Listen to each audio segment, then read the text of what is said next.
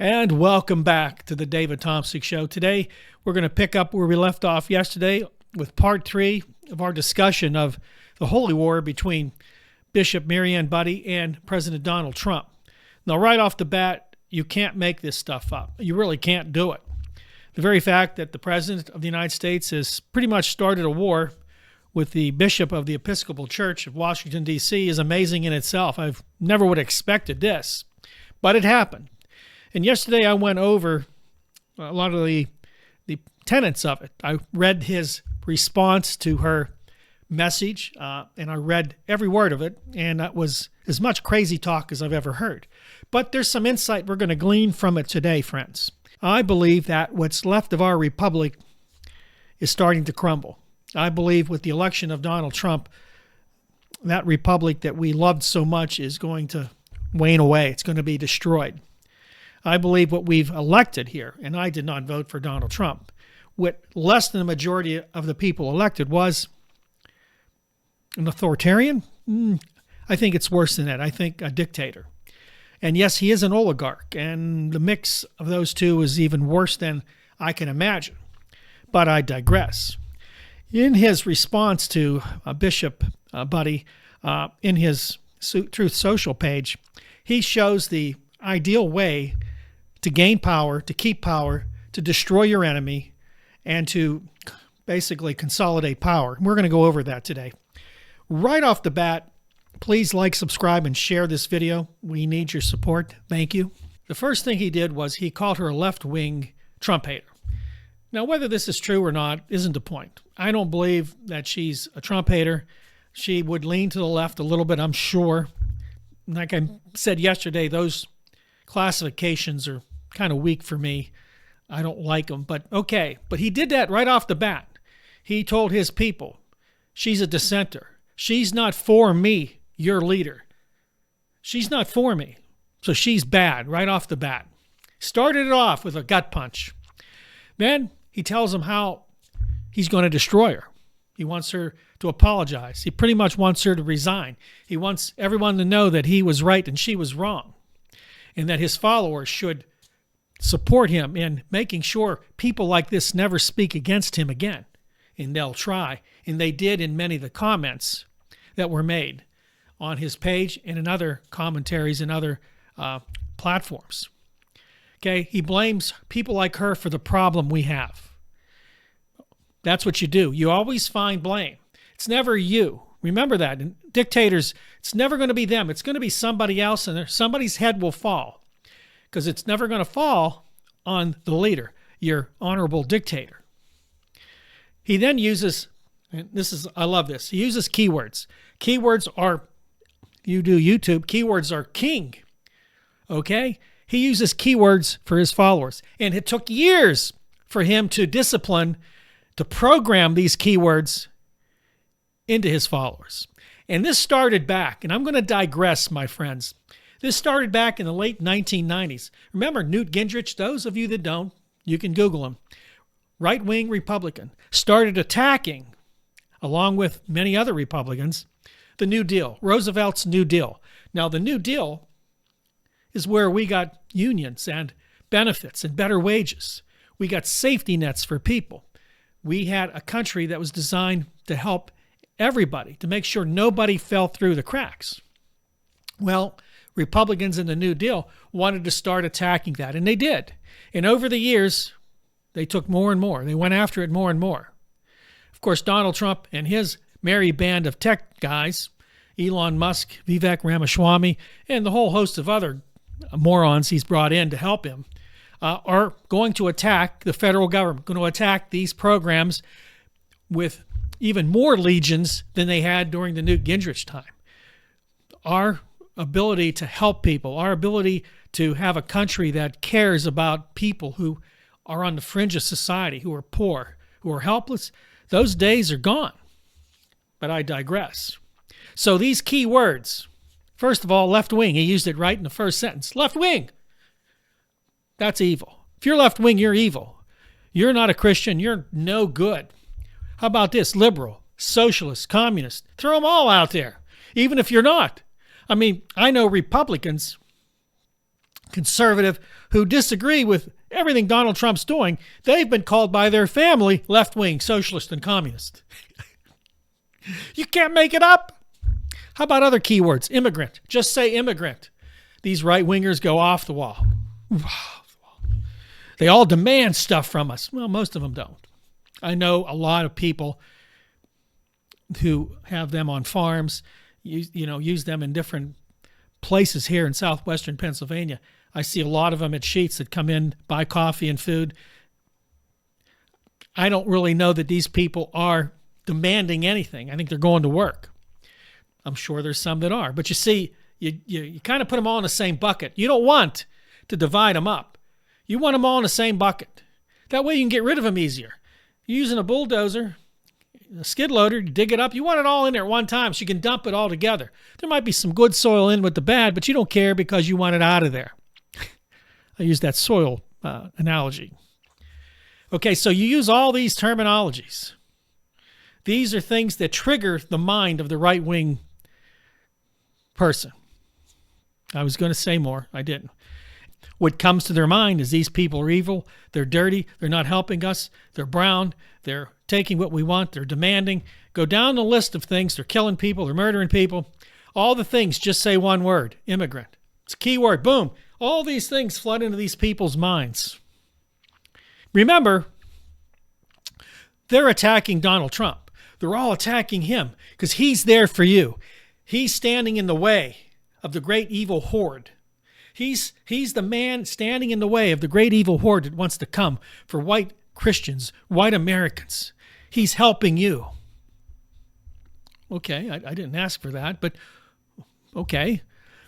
Now remember this too. They're doing this. In the meantime, he's trying to make America great again.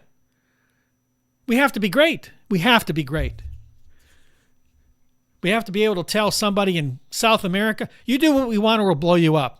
We don't care about your people. We care about America. Because technically, as I just mentioned with the attack on the social welfare system, they only care about a certain amount of people, a certain grouping of people here in the United States. It isn't even everybody.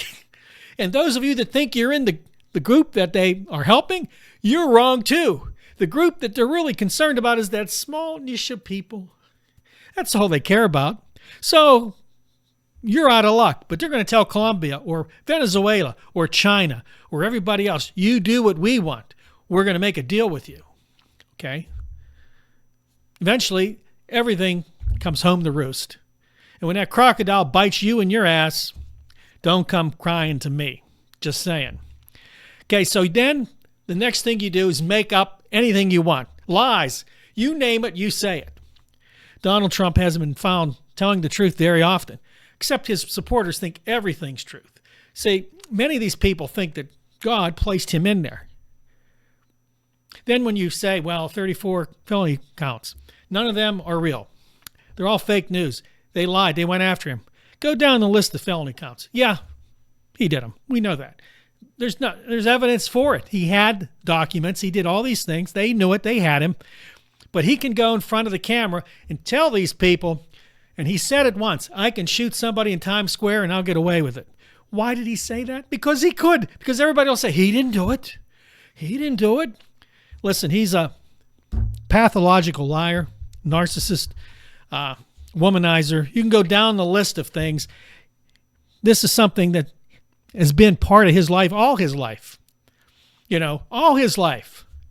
But people are going to say, oh, they're after him. Everything they say that he says is true. Well, he went in front of the European Union leaders. He spotted off numbers. And I'm not going to get into what he said because it's crazy talk. The numbers were all wrong. They didn't know. Nobody knew what he was talking about, where he got the numbers. Just recently, and I'm going to spout some numbers myself. I'm not sure they're exact, but he said Canada, our trade deficit's $200 billion because we're funding them. Well, if you go to the statistics, both sides, it's about $40-some million. And that, as I mentioned in a few other videos, mostly is due to some trade of petroleum products, oil. It's not a lot, but he made it sound like these people need us. They're using us. Of course, he wants to make the deal. And he'll do it by lying, cheating, and stealing, and throwing anybody under the bus that he can. but right-wing people, that's okay. I want to see these people, and I'm never going to be able to, stand in front of Jesus and say, listen, he lied about everything. And Jesus says, every one of these things you believe was a lie. Oh, you sent him. What? Okay, so what they do is they use fake news. Trump actually created it. I remember him saying, that's fake news.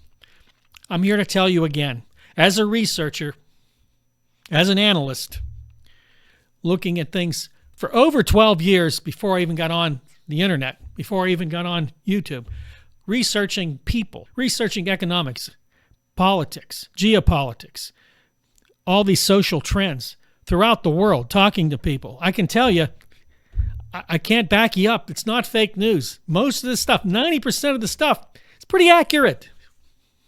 But no one wants to hear it because it's not going to help their cause. Okay, the next thing is tell everybody you're smarter than them. Oh, we've heard this. 3-dimensional chess, 400-dimensional chess. And those that speak against you, those people who are dissidents, that you call dissidents, they're not smart. As he said about Marianne Buddy, she's not smart or interesting. They're dumb. Listen, anybody that knows him will tell you how dumb this guy is. The President of the United States is not a smart guy. Yeah, he's street smart. He's a grifter. Grifters are smart. They know how to manipulate people. They know how to get that deal that's good for them. I digress. Next thing they do is they talk down the credentials of all the people that are against them. They're not qualified. They're not qualified to come against me. They're not qualified to discuss these issues. Like anybody he's put in his cabinet is qualified to do anything. Pete Hegseth, qualified? Literally around the world, every military leader that has power and authority in countries said, this is the most unqualified guy they ever saw. Ever. But guess what he did in Congress? They asked him, would you fulfill an illegal order given by the President of the United States? They asked him a dozen times. He refused to answer. He would never give me an illegal order. See, because in his mind, he's not lying. Anything your God, anything your dictator says is legal, because all them other laws shouldn't be there anyway. Those protections under the Constitution are just guidelines. We don't need to follow them. Let's get rid of the 14th Amendment, where people that are born in this country aren't necessarily citizens. We can revoke it. What fascist person would do that? Oh, yeah. Yeah. Okay. Next, put in your followers' minds that these people who are against him should be investigated, should go to jail. How many times have we heard that, people? You Christians out there. This guy's saying this right off the bat, he's a fascist. That's what he's saying. Don't pass go, say, listen, I'm out. But no, he's going to fix America. For you? I laugh at people when I hear this stuff. When I hear that going to fix it and they just go back to their, whatever it is they do, they go back. Everything's fine. Okay, here's the final thing. End with more personal attacks on the person, which Trump did in his response in Truth Social. Marginalize your enemy. So he tried to destroy Bishop Marianne Buddy, who, after, I said yesterday I support her. I thought the message was needed. I think America has gone too far overboard with this hatred, this attack mentality. The country's divided. The problem is Donald Trump had less than 50% of the popular vote. That's not a mandate. But see, he doesn't care. He's going to say it's a mandate, and everybody say, it's a mandate, it's a mandate. Because you see, if truth be told, most people who are on the borderline, or on the fringe in this system, will fall to him because they don't want to be another Marianne Buddy. They don't want to be attacked like her. Hence the purpose of his attack on her, to make sure other people know that if you come against me and what I want, I'll destroy you. That's where we're at. The Republic's dead, folks. The empire's falling. Or should I say the Republic's dead and a new empire's rising. And I want to kind of end with this this portion I've come up with from ancient history from the Roman Empire. A lot of books on the fall of Rome. Now, Julius Caesar crossed the Rubicon with 1 legion of his army in January 49 BC. That was the end of the Roman Republic. And I'm going to read this to you, so hold on. Watch to the end. Thank you. Don't forget to like, subscribe, and share. Okay. The Rubicon River is a small stream in northern Italy that defined the border between Rome and its northern provinces. Now, this was the line that Caesar was not supposed to cross with his army. By crossing the Rubicon, Caesar declared war on the political establishment of his day. For many historians, it marked the end of the Roman Republic and the beginning of the Roman Empire. To this day, crossing the Rubicon describes a decision from which there is no return. Friends, Donald Trump crossed the Rubicon on January 20th, 2025. He then began to consolidate power. The first person that came across him publicly, Bishop Marianne Budde, was attacked. She was made an example. Now, she held strong and is still holding strong, but the damage was done. Others who may decide to cross Donald Trump, those others who may decide to stand against him, they know their fate. They will be destroyed. Vengeance will be brought against them. The followers of Donald Trump, his acolytes, will also come against him. Hatred will brew. And at some point, somebody will make a stand. And I've asked on my last 2 videos, will you stand with me and join the resistance? Answer that in the comments, please. Keep in mind the world is changing drastically, and all these changes will affect America directly. The president's response to these can make it worse and probably will make it worse. I ask you to make a stand. Join us here at the Tomsic News Network. Join us against tyranny, against hatred, against those that want to take our freedoms away. If you want to email me, you can email me at David_truthmatters@yahoo.com. That's David_truthmatters@yahoo.com.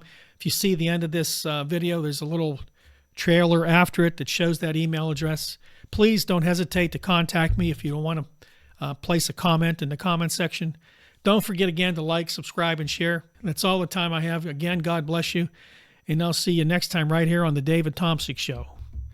Join the resistance.